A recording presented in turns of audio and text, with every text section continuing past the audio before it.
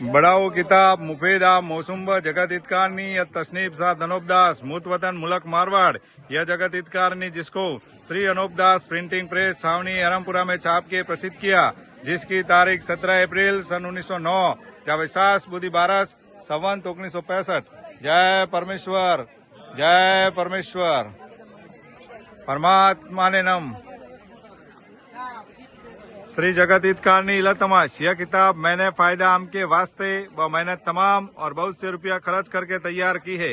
इस वास्ते सब सज्जनों से यह प्रार्थना है कि इस किताब को तमाम व कमाल व हरूप बगौर तमाम पढ़े और सोचे समझे और इन बनियों के जाल से बचे।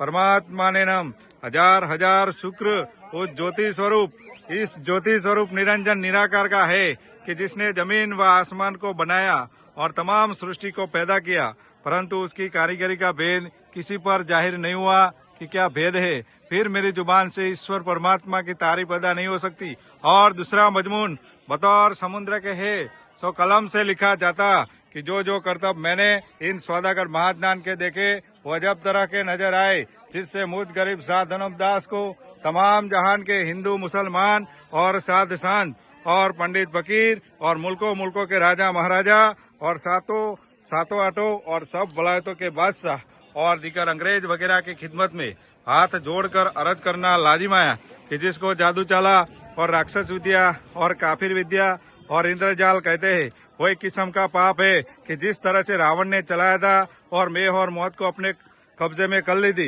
यानी होम करा के बुद्धि भी भ्रष्ट कर दी थी इंद्रजाल के पाप से और काल वगैरह पड़ा करके लक्ष्मी अपने काबू में करके लंका में ले गया था। और इसी तरह से हिरण्याकश राजा ने भी चलाया था और इसी तरह से कंस राजा ने भी चलाया था और उसी तरह से कारुण बादशाह ने भी चलाया था। और रावण और हिरण्याकश और कंस और कारुण वगैरह की तरह से बल राजा के बाद से इन सौदागर महाजनान ने भी राक्षस विद्या का पाप चलाया है। सो इन बनियों ने भी मैं और मौत को सहारे कर लिए और बुद्धि भ्रष्ट कर दिए। इसीलिए हे परम दयालु परमेश्वर, हमारी ये फरियाद सुनो और इन बनियों मेहमान लंका के ढेरों का राक्षसी पाप छुड़ाने में हमारी मदद करो, क्योंकि गरीबों का तानने वाला परमेश्वर होता है। जय परमेश्वर। ऊपर आ जाओ।